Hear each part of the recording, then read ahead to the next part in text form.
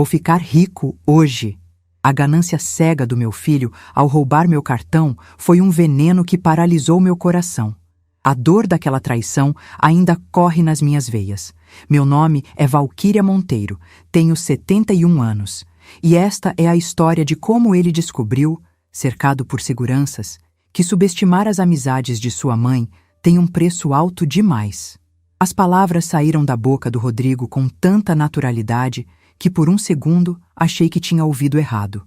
Estava na sala da minha própria casa, segurando minha bolsa contra o peito, e meu filho, meu único filho, que carreguei no ventre por 9 meses, que criei sozinha depois que o pai dele nos abandonou, estava me chamando de louca. A Vanessa estava ao lado dele, de braços cruzados, com aquele olhar de quem já sabia o que vinha pela frente. Senti meu estômago revirar. Não era a primeira vez que me desrespeitavam, mas dessa vez tinha algo diferente no ar, algo perigoso. Rodrigo, eu não estou ficando senil coisa nenhuma. Eu sei muito bem o que vi. Minha bolsa estava aberta esta manhã, o zíper estava completamente aberto e meu cartão do banco sumiu. Minha voz saiu firme, mas minhas mãos tremiam. 71 anos de vida me ensinaram a reconhecer quando algo está errado. E naquela terça-feira de manhã, quando acordei e vi minha bolsa revirada em cima da cômoda, senti um frio na espinha que não sentia há décadas. Aquela bolsa de couro marrom, gasta pelo tempo, sempre ficava fechada. Sempre. 30 anos trabalhando em banco te ensinam a ser meticulosa com seus pertences. Você aprende que descuido custa caro. Rodrigo revirou os olhos. Revirou os olhos para mim, para a mãe dele. A senhora deve ter deixado aberta e esqueceu, mãe. A senhora anda tão distraída ultimamente. Ele trocou um olhar rápido com a Vanessa. Foi um olhar rápido demais, ensaiado demais. Meu coração disparou. Conheci aquele tipo de olhar. Vi centenas de vezes quando trabalhava no banco. O olhar de quem está escondendo algo. O olhar de quem está mentindo na sua cara e torcendo para você não perceber. Eu não ando distraída, Rodrigo. Eu sei exatamente onde coloco minhas coisas. E sei que você dormiu aqui ontem. Dei um passo em direção a ele. Rodrigo recuou. Só um passo, mas recuou. Você disse que tinha brigado com a Vanessa. Disse que precisava de um lugar para passar a noite. Eu abri a porta da minha casa para você às 11 da noite. Fiz chá, preparei seu quarto. E quando acordei hoje, meu cartão tinha sumido. Foi quando a Vanessa resolveu abrir a boca. Aquela voz fina, irritante, cheia de falsa preocupação. Dona Valquíria, a senhora precisa entender que está numa idade em que essas confusões são normais. Minha avó era assim também. Começou a esquecer onde colocava as coisas, a ficar paranoica. Ela pausou, me olhando de cima a baixo. Vanessa estava usando um conjunto bege caríssimo, daqueles que custam o salário de um trabalhador comum. Unhas feitas, cabelo impecável, perfume enjoativo que tomava conta do ambiente. Talvez seja a hora da senhora pensar em ter alguém morando aqui para ajudar. Alguém que cuide das suas finanças, dos seus documentos. Senti minha garganta apertar. Eles estavam fazendo aquilo. Estavam realmente fazendo aquilo. Tentando me fazer duvidar de mim mesma. Tentando me pintar como uma velha confusa, incapaz de cuidar da própria vida. Respirei fundo. Meu pai sempre dizia: Valquíria, quando alguém te atacar, não grite. Gelo assusta mais que fogo. Olhei para a Vanessa e falei baixo, mas firme. Vanessa, eu trabalhei 30 anos como gerente regional de banco. Cuidei de milhões de reais. Nunca tive um centavo de diferença no meu caixa. Nunca. Então não venha me dizer que estou confusa. Rodrigo deu um passo à frente, colocando-se entre mim e a Vanessa. Seu rosto estava vermelho agora. Mãe, chega! A senhora está nos acusando de roubo? É isso? A senhora acha que eu, seu filho, roubaria a senhora? A voz dele estava alta demais, agressiva demais. Vi os vizinhos da frente espiando pela janela. Senti vergonha. Vergonha de estar naquela situação. Vergonha de ter criado um homem capaz de me tratar assim. Eu não estou acusando ninguém, Rodrigo. Estou apenas dizendo o que aconteceu. Meu cartão sumiu. Você dormiu aqui. São fatos. Segurei firme a alça da minha bolsa. Dentro dela estava meu celular. Eu precisava ligar para o Paulo. Precisava bloquear meu cartão. Mas não podia fazer isso na frente deles. Não ainda. Vanessa soltou uma risada curta, seca. Fatos? Dona Valquíria, a senhora está insinuando que nós entramos no quarto da senhora, vasculhamos suas coisas e roubamos seu cartão? Isso é ridículo, é ofensivo. Ela olhou para Rodrigo com uma expressão de indignação perfeitamente ensaiada. Rodrigo, eu não vou ficar aqui ouvindo isso. Sua mãe está nos tratando como criminosos. Ninguém disse a palavra criminoso, Vanessa. Minha voz saiu gelada. Mas já que você mencionou, por que você está tão nervosa? Eu só disse que meu cartão sumiu. Se você não pegou, não tem motivo para ficar irritada, não é mesmo? Silêncio. Um silêncio pesado, tenso, que parecia sugar o oxigênio da sala. Vanessa abriu a boca, fechou, abriu de novo. Seu rosto estava corado agora. Rodrigo passou a mão pelo cabelo, evitando meu olhar. Sabe de uma coisa? Eu vou procurar de novo. Vou revirar a casa inteira se for preciso. E se eu não achar meu cartão... Pausei, deixando as palavras flutuarem no ar. Vou tomar as providências necessárias. Virei as costas para eles e comecei a caminhar em direção ao meu quarto. Meu coração batia tão forte que eu conseguia ouvir o pulso nos meus ouvidos. Sentia as pernas fracas, mas não podia demonstrar. Não podia deixar que vissem como estava abalada. Providências? A voz de Rodrigo veio atrás de mim, carregada de algo que eu nunca tinha ouvido antes. Desprezo. Que providências, mãe? Vai ligar para quem? Para a polícia? Vai colocar seu próprio filho na cadeia por causa de um cartão que a senhora provavelmente perdeu? Parei. Não me virei. Apenas parei no corredor e respondi sem olhar para trás. Se for necessário, Rodrigo. Se for necessário, sim. Ouvi Vanessa sussurrar algo para ele. Não conseguia entender as palavras, mas o tom era claro. Estavam preocupados. Bom, que ficassem preocupados. Entrei no meu quarto e fechei a porta. Minhas mãos tremiam tanto que precisei tentar 3 vezes até conseguir girar a chave na fechadura. Encostei as costas na porta e deixei meu corpo escorregar até o chão. Sentei ali, no tapete felpudo que comprei há 15 anos numa viagem a Petrópolis, e finalmente permiti que as lágrimas viessem. Mas não eram lágrimas de fraqueza, eram lágrimas de raiva, de decepção, de traição tão profunda que parecia um buraco se abrindo no meu peito. Peguei meu celular com mãos trêmulas e procurei o contato do Paulo Henrique. Paulo, meu amigo de 3 décadas, o homem que começou como estagiário quando eu já era gerente, que cresceu na carreira, que virou gerente-geral da agência principal do Banco Central do Brasil, S.A., em São Paulo. Paulo, que me ligava todo mês para tomar café, que conhecia cada centavo da minha conta, que tinha acesso a todos os meus movimentos financeiros. Apertei o botão de chamada. 2 toques. 3. Valquíria, bom dia. Estava justamente pensando em você. Vamos marcar aquele almoço que... A voz dele era alegre, descontraída. Interrompi. Paulo, meu cartão sumiu. Silêncio do outro lado. Depois, em um tom completamente diferente, sério e profissional. O que aconteceu, Val? Rodrigo dormiu aqui ontem. Disse que tinha brigado com a Vanessa. Hoje de manhã, minha bolsa estava aberta e o cartão sumiu. Ele e a Vanessa acabaram de sair daqui, me chamando de senil, dizendo que estou confusa. Minha voz falhou. Engoli seco. Paulo, eu acho que meu filho roubou meu cartão. Eu acho que ele vai tentar fazer algo com minha conta. A resposta veio rápida, firme. Val, escuta aqui. Respira fundo. Eu vou bloquear seu cartão agora, neste exato momento. Vou colocar alerta máximo na sua conta. Qualquer tentativa de movimentação, qualquer login suspeito, qualquer coisa, e eu sou notificado imediatamente.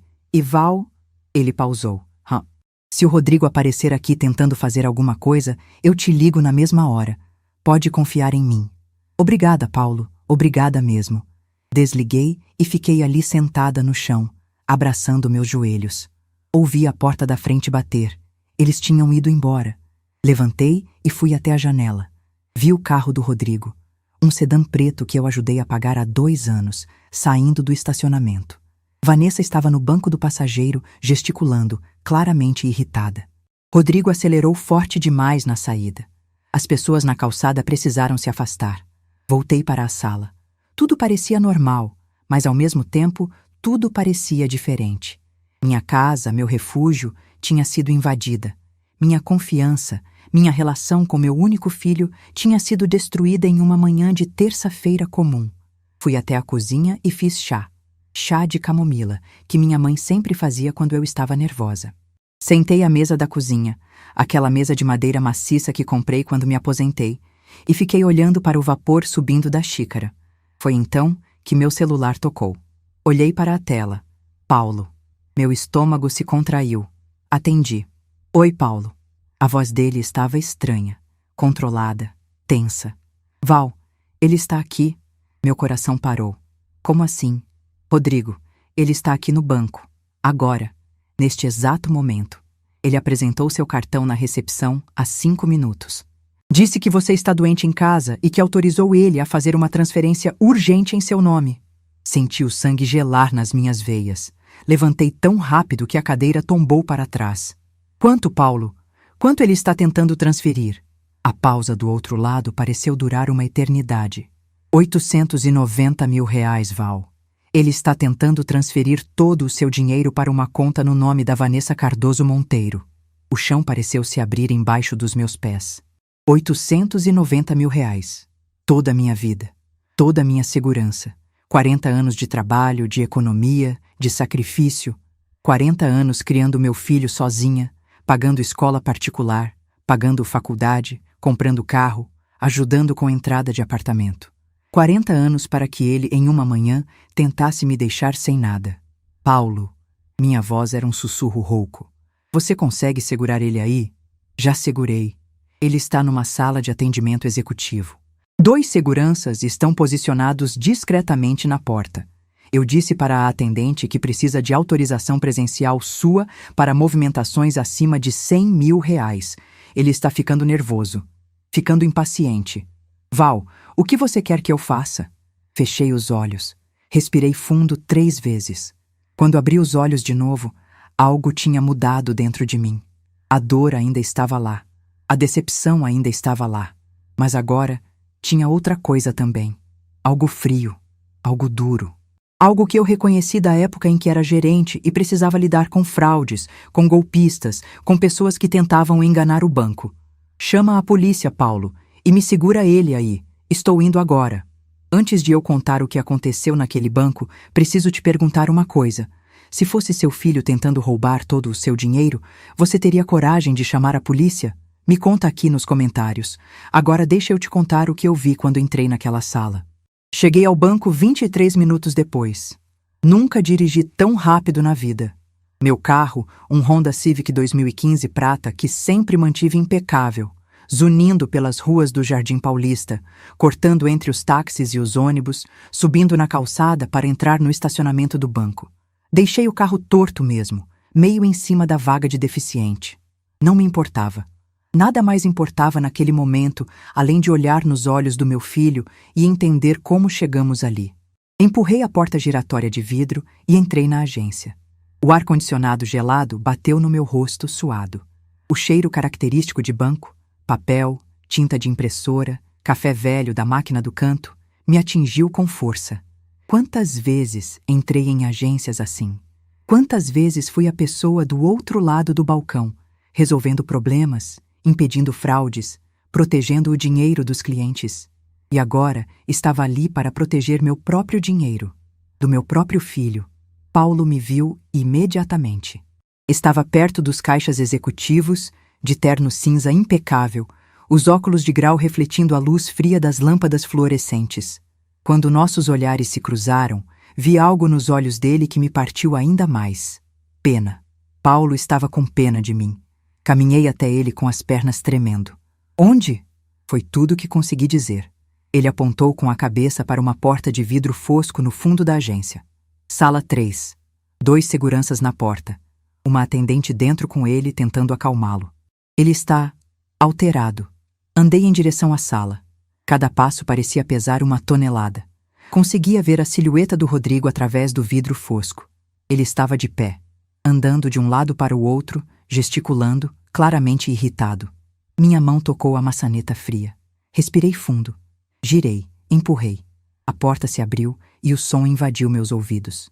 Rodrigo estava falando alto com a atendente, uma moça jovem de cabelo preso e olhar assustado. Mas eu já disse que é urgente. Minha mãe autorizou. Ela está doente. Ela precisa desse dinheiro transferido hoje. Por que vocês estão dificultando tudo? Ele bateu a mão na mesa. A atendente deu um pulo. Rodrigo. Minha voz cortou o ar como uma lâmina. Ele se virou. E naquele momento, naquele exato segundo, quando nossos olhos se encontraram, eu vi tudo. Vi o medo. Vi a culpa. Vi o pânico de quem foi pego em flagrante. O rosto dele perdeu toda a cor. Ficou branco. Branco como papel. Branco como um fantasma. Mãe! A voz dele saiu em um fio, trêmula. Eu posso explicar. Paulo entrou atrás de mim. Os dois seguranças se posicionaram nas laterais da porta. A atendente aproveitou para sair rapidamente, lançando um olhar de alívio na minha direção. A porta se fechou. E ficamos ali, mãe e filho, sozinhos, com 890 mil reais entre nós. Caminhei devagar até a mesa onde estava o computador. A tela estava acesa.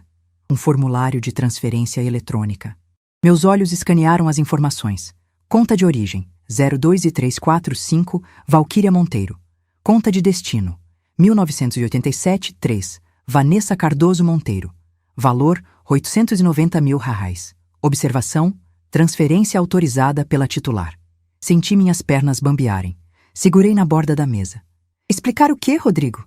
Minha voz saiu mais firme do que eu esperava. Que você entrou na minha casa ontem à noite sob a desculpa de que tinha brigado com sua esposa? Que esperou eu adormecer? Que entrou no meu quarto, mexeu na minha bolsa, pegou o meu cartão e copiou minhas senhas? Apontei para a tela. Que veio aqui hoje de manhã, inventou uma história de que eu estou doente e tentou roubar tudo o que tenho? Ele tentou se aproximar. Dei um passo para trás. Não chega perto de mim. Rodrigo parou, com as mãos levantadas em um gesto de rendição. Mãe, por favor, deixa eu explicar. A gente está desesperado. A Vanessa tem dívidas, muitas dívidas. Cartão de crédito, empréstimos, fornecedores. A gente vai perder tudo. A casa, o carro, a empresa dela. Eu não sabia mais o que fazer. Eu ia devolver, mãe. Eu juro que ia devolver. Era só um empréstimo temporário. Um empréstimo? Minha voz subiu. Rodrigo, você estava transferindo todo o meu dinheiro. Não era um empréstimo, era um roubo. Você ia me deixar sem nada. Como eu ia pagar minhas contas, meu condomínio, meus remédios, minha comida? Você pensou nisso? Ele começou a chorar. Lágrimas escorrendo pelo rosto, soluços presos na garganta. Mãe, me perdoa, eu errei muito, mas eu sou seu filho, eu sou sua família. Paulo, que até então estava em silêncio, se aproximou e colocou uma pasta na mesa. Val, você precisa ver isso. Abri a pasta com mãos trêmulas. Dentro havia impressões, muitas impressões. Relatórios de tentativas de acesso à minha conta bancária. Meus olhos percorreram as páginas. Tentativa de login, 15 de agosto, 03:47 AM. Bloqueado por senha incorreta. Tentativa de login, 18 de agosto, 01:23 AM. Bloqueado por autenticação dupla. Tentativa de redefinição de senha, 22 de agosto. Bloqueado por segurança. Tentativa de transferência, 25 de agosto, 5 mil reais. Bloqueado por limite diário. Tentativa de transferência, 29 de agosto, 15 mil reais. Bloqueado por protocolo de segurança. Página após página. Mês após mês. Rodrigo vinha tentando acessar minha conta há 4 meses. 4 meses planejando, calculando, esperando a oportunidade certa. Aquilo não era desespero de um momento. Era premeditação. Era frieza. Era traição no nível mais profundo que existe. Olhei para ele, ainda segurando aquelas páginas que tremiam nas minhas mãos. 4 meses, Rodrigo? Você vem tentando me roubar há 4 meses? Ele afundou na cadeira, o rosto nas mãos. Foi a Vanessa. Foi ideia dela. Ela disse que você tinha dinheiro sobrando, que você morava sozinha, que não precisava de tanto, que seria mais útil com a gente. Ela foi quem teve a ideia. Ela foi quem me convenceu. Senti uma raiva tão grande subir pelo meu peito que precisei fechar os olhos, respirar, contar até 10. Quando abri os olhos, olhei para meu filho e perguntei com uma calma assustadora: "E você acreditou nela? Você realmente acreditou que eu, sua mãe, que te criou sozinha, que trabalhou em 2 empregos para te dar educação, que economizou cada centavo para garantir meu futuro, tinha dinheiro sobrando?" Rodrigo não respondeu. Apenas soluçava, encolhido naquela cadeira, parecendo menor do que era. Paulo colocou a mão no meu ombro. "Val, a polícia está chegando. Você tem certeza do que quer fazer?" Olhei para ele. Depois olhei para Rodrigo. Meu filho. Meu único filho. O menino que eu embalei nos braços quando era bebê. O adolescente que eu defendi dos valentões na escola. O jovem adulto que eu ajudei a construir uma vida. E agora, o homem que tentou me destruir. Tenho certeza. Minha voz não tremeu. Ele tentou me roubar R$890 mil. Quero que seja registrado. Quero o boletim de ocorrência. Quero processo. Rodrigo levantou a cabeça, os olhos vermelhos e inchados. "Mãe, não, por favor, eu vou preso. Meu nome vai ficar sujo. Eu vou perder tudo." Olhei para ele sem piscar. "E você acha que eu não perderia tudo se você tivesse conseguido?" 2 policiais militares entraram na sala. Um deles, um sargento de uns 40 anos com expressão séria, se apresentou. "Boa tarde, sou o sargento Almeida. A senhora é a senhora Valquíria Monteiro?" Confirmei com a cabeça. "A senhora confirma que não autorizou a transferência que este senhor tentou realizar?" Olhei para Rodrigo uma última vez antes de responder. Ele estava me implorando com os olhos, implorando para que eu dissesse que era um engano, que eu perdoasse, que eu deixasse passar. Confirmo. Meu filho roubou o meu cartão bancário da minha bolsa enquanto dormia na minha casa. Ele tinha minhas senhas porque me viu digitando ao longo dos anos, quando eu confiava nele. Ele veio aqui hoje com a intenção de transferir todos os meus recursos para a conta bancária da esposa dele. Quero registrar ocorrência por tentativa de apropriação indébita e fraude bancária. As palavras saíram firmes. Cada uma doía, mas saíram. O sargento acenou para o colega. "Senhor Rodrigo Monteiro, o senhor está detido. Por favor, coloque as mãos para trás." Rodrigo explodiu. "Não! Mãe, não! Eu sou seu filho! Você não pode fazer isso comigo! Mãe!" Ele tentou se levantar, mas os policiais foram mais rápidos. Seguraram seus braços, colocaram as algemas. O som do metal fechando em torno dos pulsos do meu filho ecoou naquela sala como um tiro. "Mãe, por favor, eu vou mudar. Eu prometo que vou mudar. Me dá uma chance, só mais uma chance." Rodrigo gritava enquanto era levado para fora. Sua voz ecoava pelo corredor do banco. Todos os clientes, todos os funcionários pararam para olhar. Eu permaneci ali, imóvel, vendo meu filho ser levado algemado para fora daquela agência, vendo a pessoa que eu mais amei na vida ser arrastada para longe de mim, por culpa dele mesmo. Quando a porta do banco finalmente se fechou e o silêncio voltou, minhas pernas cederam. Caí na cadeira. Paulo se ajoelhou ao meu lado. "Val, você fez o que tinha que fazer. Você foi muito corajosa." Corajosa? Não me sentia corajosa. Me sentia destruída. Me sentia vazia. Me sentia como se tivessem arrancado um pedaço de mim e jogado no lixo. Assinei os documentos no banco. Reforcei todas as medidas de segurança da minha conta. Paulo, pessoalmente, configurou um sistema onde qualquer movimentação acima de R$1.000 precisaria de minha confirmação presencial. Instalou alertas no meu celular. Trocou todas as minhas senhas. Bloqueou qualquer possibilidade de acesso remoto. Minha conta virou um cofre, intransponível, seguro. Mas a que custo? Dirigi de volta para casa no piloto automático. Nem lembro do caminho.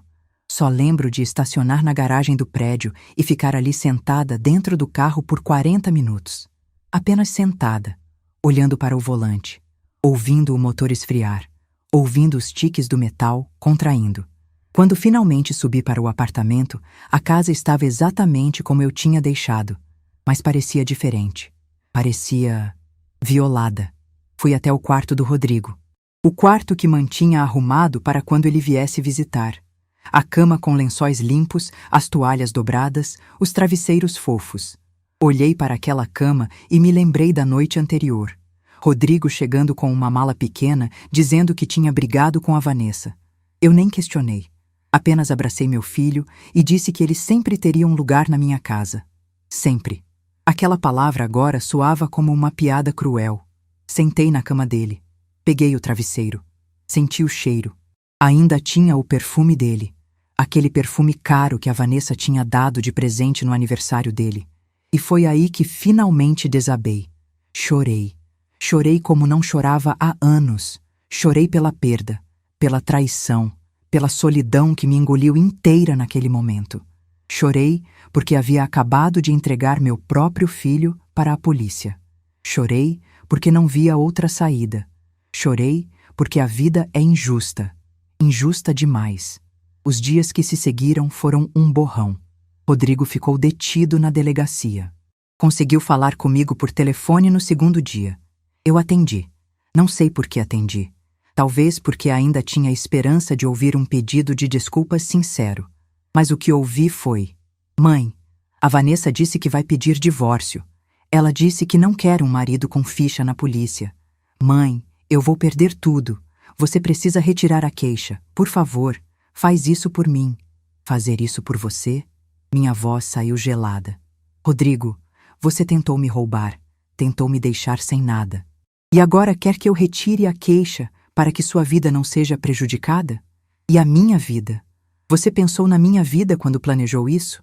Silêncio do outro lado. Depois: eu sou seu filho, mãe. Seu sangue. Você não pode me abandonar agora. Fechei os olhos. Você me abandonou primeiro, Rodrigo. No momento em que colocou a mão na minha bolsa, no momento em que decidiu que seu conforto valia mais que minha segurança. Desliguei e bloqueei o número dele. Não porque não o amava, mas porque amava a mim mesma também e precisava me proteger. Contratei uma advogada criminalista indicada pelo Paulo, doutora Eliane. Uma mulher de 50 e poucos anos, cabelo grisalho preso num coque elegante, óculos de armação vermelha, olhar firme. Ela ouviu minha história em silêncio, tomando notas num caderno de couro. Quando terminei, ela simplesmente disse: Senhora Valquíria, a senhora fez exatamente o que deveria. E vamos garantir que justiça seja feita. Mas a justiça demora. Demora muito. Enquanto o processo criminal andava devagar, minha vida começou a desmoronar de outras formas. Parentes ligavam, tias, primas distantes, até a irmã do meu ex-marido. Todos dizendo a mesma coisa. Valquíria, ele é seu filho. Você precisa perdoar. Família é família. Cansei de explicar. Cansei de justificar. Apenas comecei a desligar na cara das pessoas. A pior ligação foi da minha prima Marta. Ela disse: Val, você está sendo cruel. O Rodrigo errou, mas você também errou ao ser tão dura. Você não acha que colocar o próprio filho na cadeia é exagerado? Você não poderia ter resolvido isso em família? Senti minha pressão subir. Marta, ele tentou me roubar quase R$1 milhão. Quase 1 milhão. Isso não é erro. Isso é crime. E não dá para resolver em família. Sabe por quê? Porque ele traiu a família quando fez o que fez. Desliguei. E percebi algo naquele momento. Percebi que a maioria das pessoas não entende. Não entendem o que é ser traído por quem você mais ama. Não entendem o que é perceber que seu próprio sangue seria capaz de te deixar na miséria. Não entendem porque nunca viveram isso. E eu não desejo que vivam. Mas também não aceito o julgamento de quem não sabe do que está falando. Comecei a viver isolada. Deixei de atender o telefone. Deixei de ir ao grupo de amigas do clube.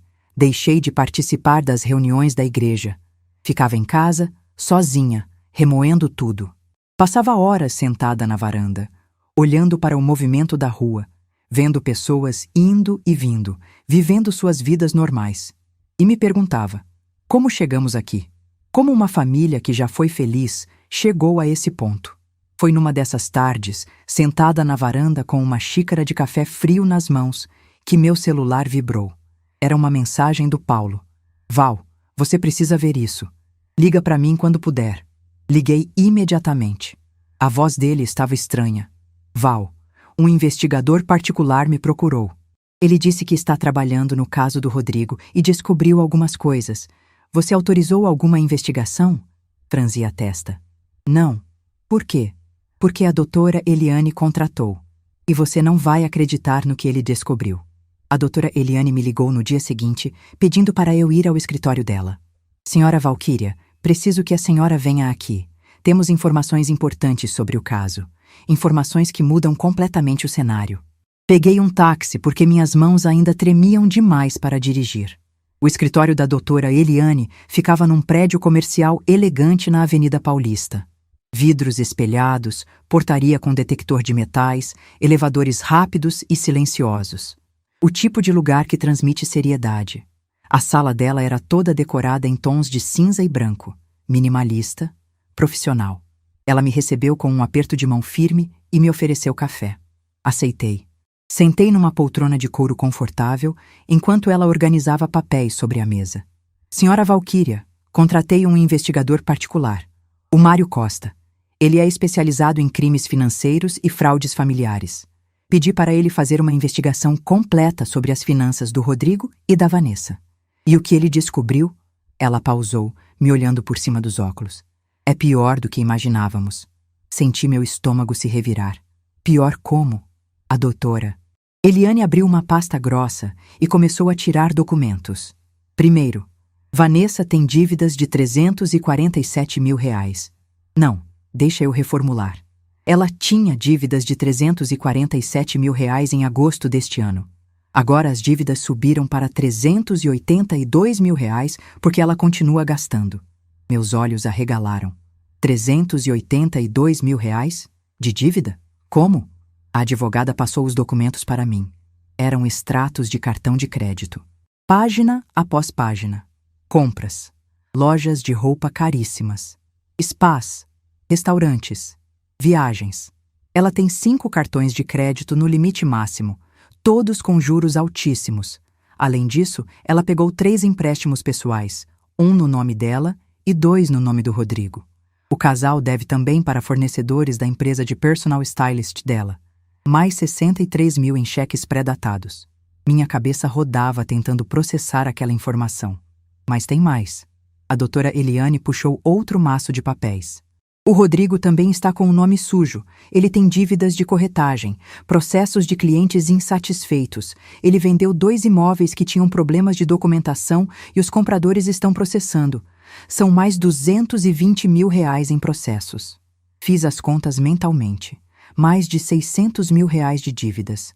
Mais de $500 mil. E eles acharam que podiam pegar meu dinheiro para resolver seus problemas. Espera, tem mais? Perguntei, quase com medo da resposta. A doutora Eliane assentiu. Tem. E é aqui que fica realmente interessante. O Mário investigou os movimentos bancários da Vanessa dos últimos 6 meses e descobriu transferências recorrentes para um homem chamado Eduardo Silveira. Sempre valores altos. 5 mil, 10 mil, 15 mil. Somando tudo, dá quase R$80 mil transferidos para essa pessoa. Franzi a testa. Quem é Eduardo Silveira? A advogada pegou outra folha. Uma impressão do Instagram. Fotos de um homem bonito, de uns 35 anos, corpo musculoso, em poses em academias e praias. Esse é o Eduardo, personal trainer. E segundo a investigação do Mário, ela fez uma pausa dramática. É o amante da Vanessa. Senti como se tivessem me dado um soco no estômago. Amante? A Vanessa tem um amante? Tem. Há pelo menos 1 ano. O Mário conseguiu fotos dos 2 em restaurantes, saindo de motéis, entrando num apartamento alugado no nome de uma amiga dela. Fiquei olhando para aquela foto. Eduardo Silveira. Um homem que eu nunca tinha visto na vida. Um homem que estava sendo sustentado com o dinheiro do meu filho. Com o dinheiro que meu filho tentou roubar de mim. A raiva que senti naquele momento foi diferente de tudo que já senti antes. Era uma raiva fria, calculada, cristalina. Rodrigo sabe disso? Perguntei. A doutora Eliane balançou a cabeça. Não sabemos, mas pelo jeito como ele se comporta, como ele defende a Vanessa, como ele a protege, eu diria que não. Ele não faz ideia. Então deixa eu ver se entendi. Minha voz estava estranhamente calma. Meu filho tentou me roubar R$890 mil para pagar as dívidas dele e da esposa.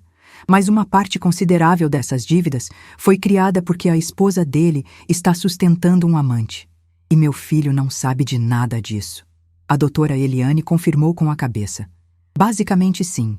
A senhora ia pagar, sem saber, pelo caso extraconjugal da sua nora. Algo quebrou dentro de mim naquele momento. Mas não quebrou para pior. Quebrou para melhor. Era como se uma névoa que estava cobrindo meus olhos há semanas finalmente se dissipasse. Eu tinha estado me sentindo culpada. Culpada por ter entregado meu filho para a polícia. Culpada por não ter perdoado. Culpada por ter sido dura demais, como as pessoas diziam. Mas agora eu via tudo com clareza absoluta. Eu não tinha sido dura. Eu tinha sido justa. Doutora Eliane, eu quero todas as provas. Fotos, extratos, conversas, tudo. Quero um dossiê completo sobre a Vanessa e sobre as dívidas deles. E quero que você entre em contato com o advogado do Rodrigo. Diga que estou disposta a fazer um acordo. A advogada levantou as sobrancelhas. Um acordo? Que tipo de acordo? Olhei diretamente nos olhos dela. Vou retirar a queixa criminal, mas em troca quero que meu filho assine um documento de afastamento total. Ele não pode entrar na minha casa, não pode acessar minhas contas, não pode tomar decisões por mim e vai devolver cada centavo que ele gastou da minha conta ao longo dos anos quando eu ajudei ele. A doutora Eliane sorriu. Não era um sorriso alegre, era um sorriso de aprovação. A senhora está se defendendo, está certo, vou preparar os documentos, mas senhora Valquíria... Ela me olhou com seriedade. Inê, a senhora tem certeza de que quer mostrar essas provas sobre a Vanessa para o Rodrigo? Isso vai destruir o casamento dele. Pensei por um momento. Depois respondi. Ele tentou destruir minha vida. É justo que ele saiba a verdade sobre a dele. Saí do escritório da doutora Eliane com aquela pasta debaixo do braço. Era pesada, grossa, cheia de verdades dolorosas. Mas era minha munição, minha arma. Peguei um táxi de volta para casa e, no caminho, algo estranho aconteceu. Olhei pela janela e reparei nas coisas pela primeira vez em semanas. As árvores da avenida, os prédios antigos, a movimentação das pessoas.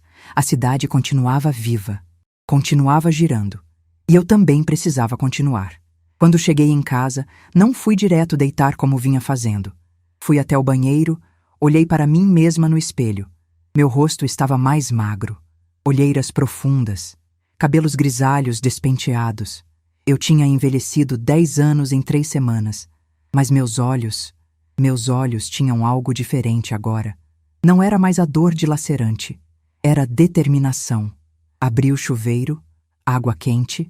Fiquei ali embaixo daquela água por meia hora, deixando ela lavar tudo. A culpa, a tristeza, o arrependimento. Saí do banho renovada, vesti uma roupa decente, sequei o cabelo, passei uma maquiagem leve. Desci até a padaria da esquina e comprei pão francês quentinho, queijo Minas, presunto e um bolo de laranja. Fazia semanas que não comia direito. Voltei para casa e fiz um sanduíche caprichado. Preparei um café fresco. Sentei à mesa e comi devagar, saboreando cada mordida. E percebi algo importante. Eu estava viva. Machucada sim. Traída, sim, mas viva. Passei os dias seguintes me reconstruindo. Liguei para minhas amigas do clube e marquei um almoço. Elas me abraçaram, me ouviram e não me julgaram. Uma delas, a Conceição, me disse algo que nunca vou esquecer. Val, você fez o que uma mãe forte faz. Protegeu a si mesma. Porque se você não se proteger, quem vai? Comecei a fazer caminhadas de manhã. Voltei a frequentar a academia do prédio. Reorganizei minha casa. Doei as coisas do quarto do Rodrigo. Transformei aquele quarto em um ateliê de costura, algo que sempre quis ter. E sabe o que descobri? Descobri que eu não precisava do Rodrigo para ser feliz. Descobri que a solidão que eu tanto temia, na verdade, era paz. Paz de não ter que lidar com mentiras. Paz de não ter que fingir que estava tudo bem. Paz de viver no meu próprio ritmo, sem dar satisfação para ninguém. Pela primeira vez em décadas, me senti livre. Foi durante uma dessas caminhadas matinais que recebi a ligação da doutora Eliane. Senhora Valquíria, o Rodrigo aceitou os termos do acordo. Ele vai assinar os documentos de afastamento, mas ele quer vê-la, pessoalmente, para uma conversa. Meu primeiro instinto foi recusar, mas depois pensei melhor. Doutora Eliane, marque o encontro. mas no seu escritório, com a senhora presente, e eu vou levar o dossiê sobre a Vanessa. É hora dele saber a verdade. O encontro foi marcado para uma quinta-feira às 3 da tarde. Cheguei ao escritório da doutora Eliane 15 minutos mais cedo. Queria estar preparada. Queria ter controle total da situação. Estava usando um conjunto social cinza, sapatos baixos confortáveis, cabelo preso num coque elegante, maquiagem discreta, aparência serena. Mas por dentro, meu coração batia como um tambor de guerra. Sentei na sala de reuniões e organizei os documentos na minha frente. O dossiê sobre as dívidas, as fotos da Vanessa com o amante, os extratos bancários, tudo perfeitamente organizado.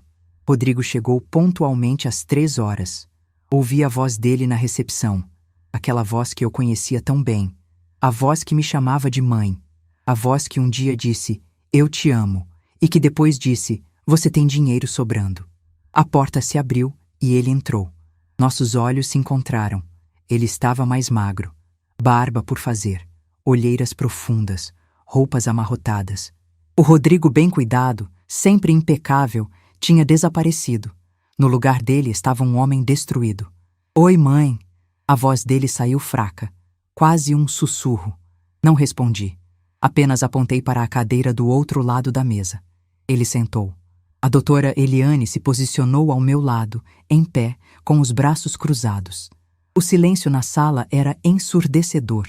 Podia ouvir o tic-tac do relógio na parede, a respiração pesada do Rodrigo, o rangido quase imperceptível da cadeira quando ele se ajeitou.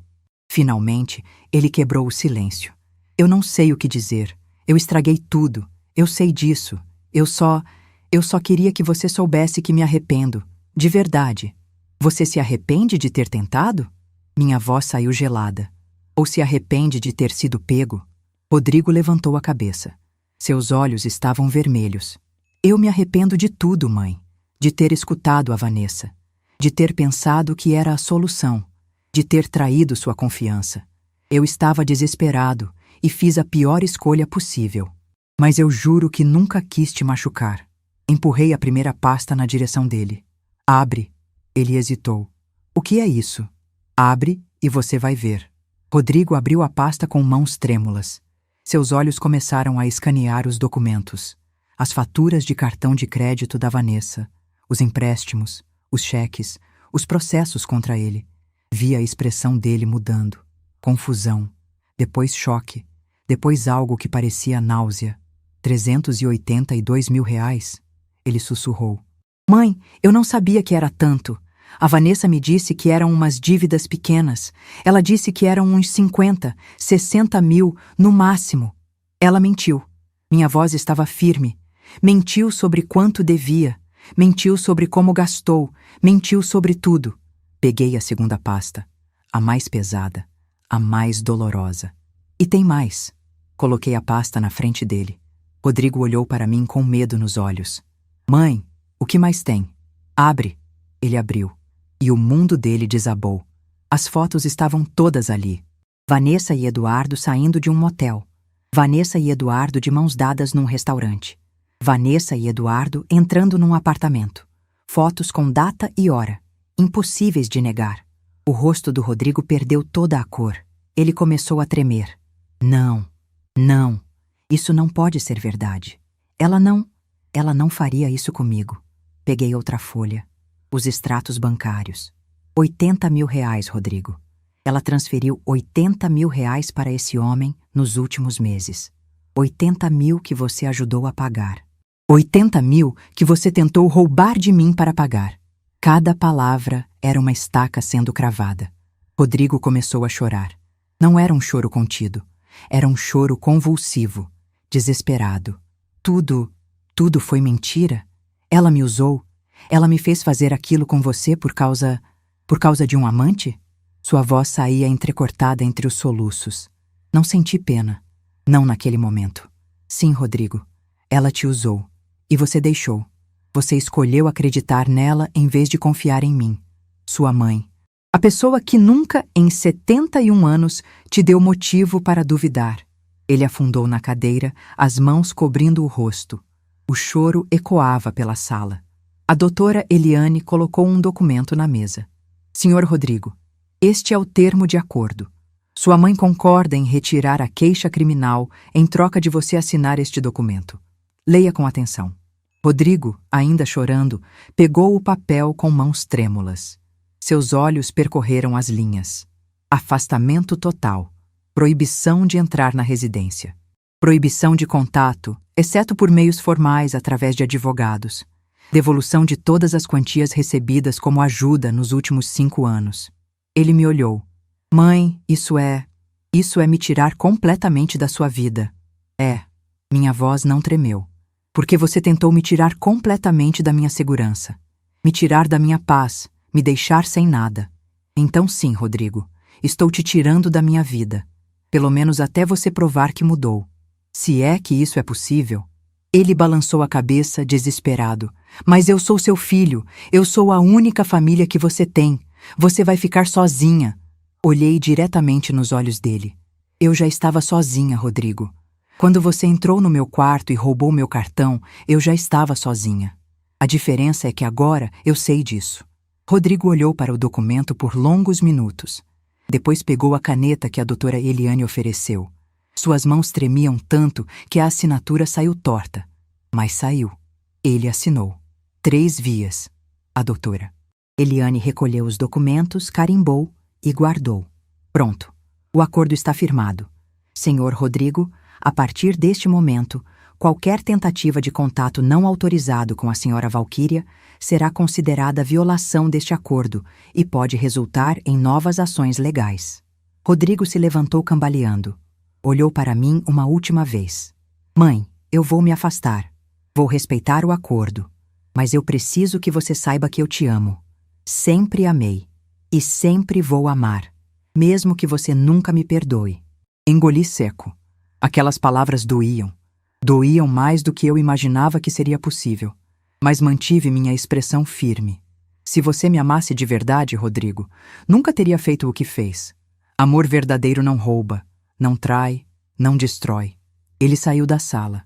Ouvi seus passos no corredor. Ouvi a porta do elevador se abrindo e se fechando. E aí, finalmente, permiti que uma lágrima escorresse. Apenas uma. A doutora Eliane colocou a mão no meu ombro. Senhora. Valquíria, a senhora foi incrivelmente forte. Sei que foi difícil. Limpei a lágrima. Foi, mas era necessário. Ela concordou. Era. E agora? O que a senhora vai fazer? Olhei pela janela do escritório. Lá embaixo, a cidade continuava viva. Pessoas caminhando, carros passando, a vida seguindo.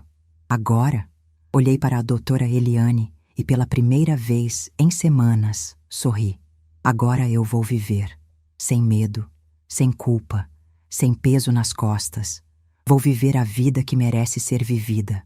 Saí daquele escritório com a cabeça erguida. Peguei um táxi de volta para casa e, no caminho, liguei para o Paulo. Paulo, quero fazer algumas mudanças na minha conta.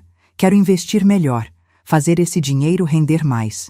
Pensar no meu futuro. No meu futuro. A voz dele soou alegre. Ótimo, Val. Finalmente você está pensando em você.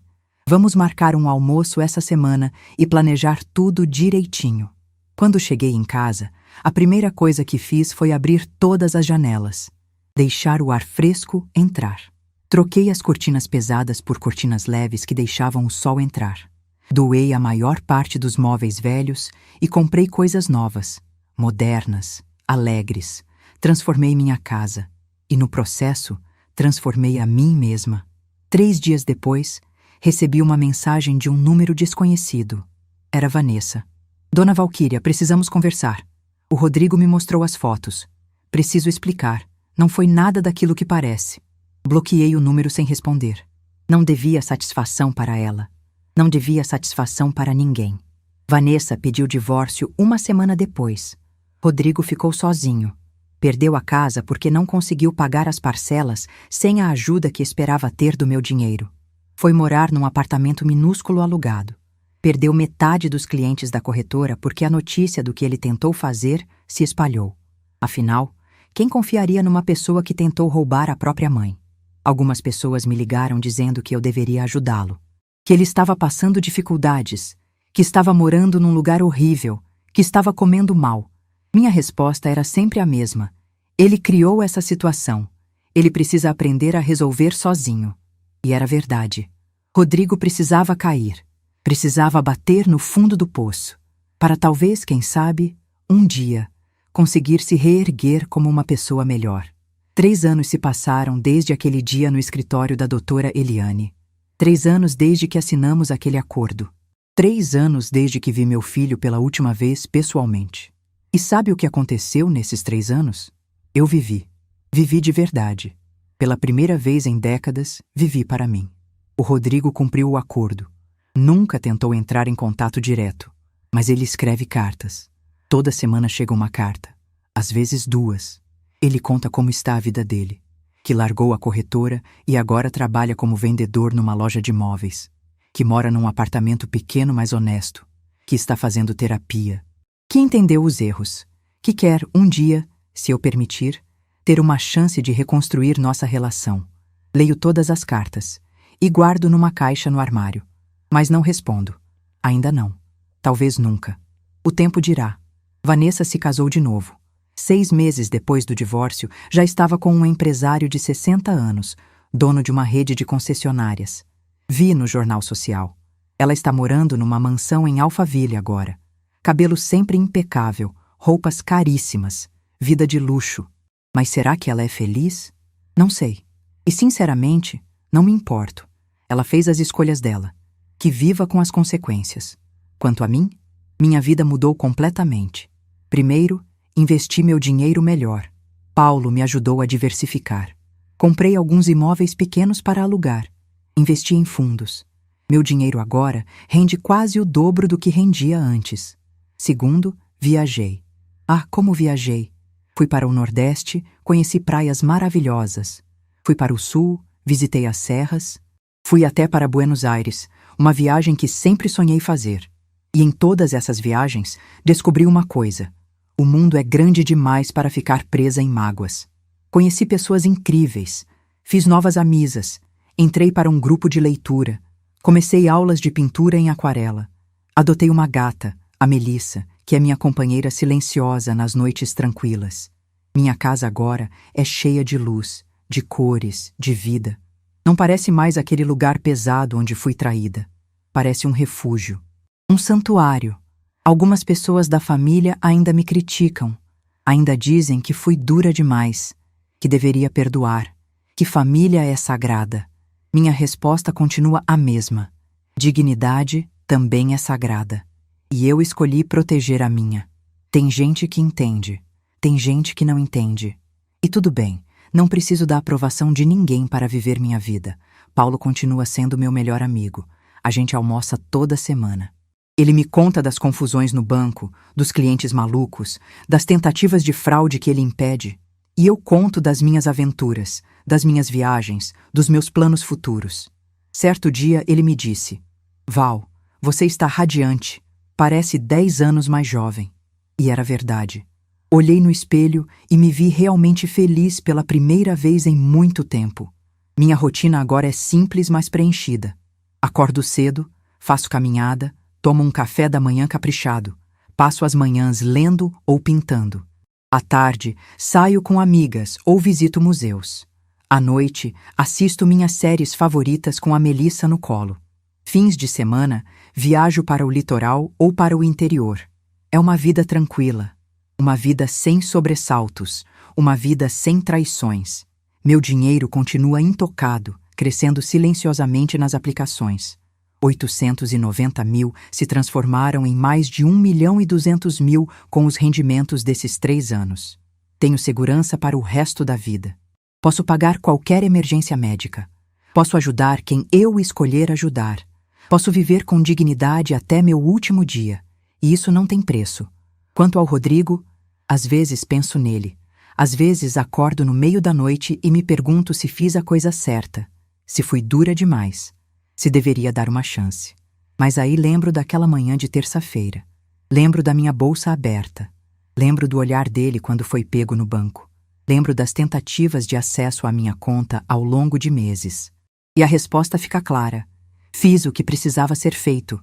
Ser mãe não significa aceitar tudo. Não significa se sacrificar até não sobrar nada. Não significa permitir que te destruam em nome do amor incondicional.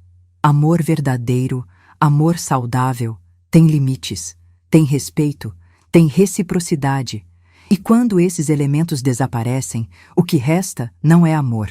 É dependência tóxica. É abuso disfarçado de afeto.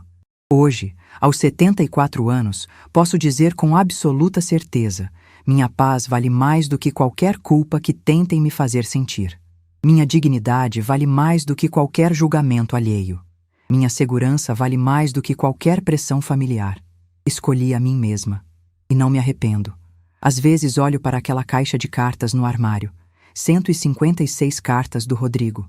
Não abri nenhuma nas últimas semanas. Talvez um dia abra. Talvez um dia responda. Talvez um dia, se ele realmente mudou, se ele realmente entendeu o erro, possamos ter uma conversa.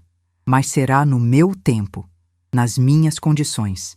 E somente se eu sentir que é seguro.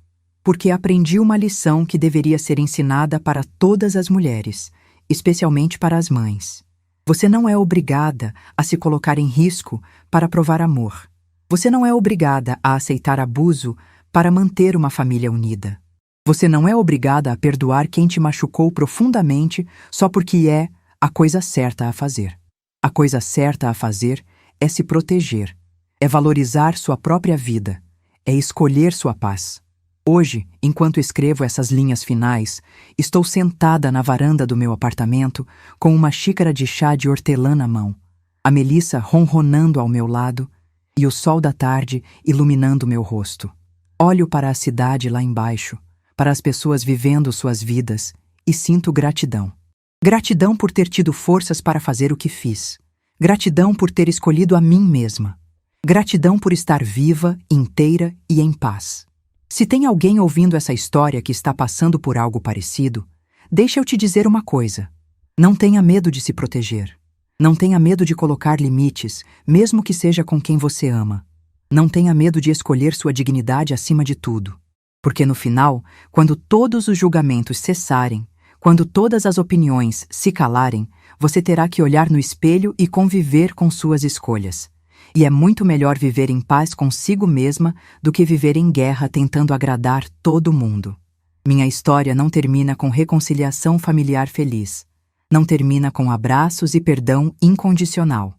Termina comigo, sozinha, mas completa. Sozinha, mas segura.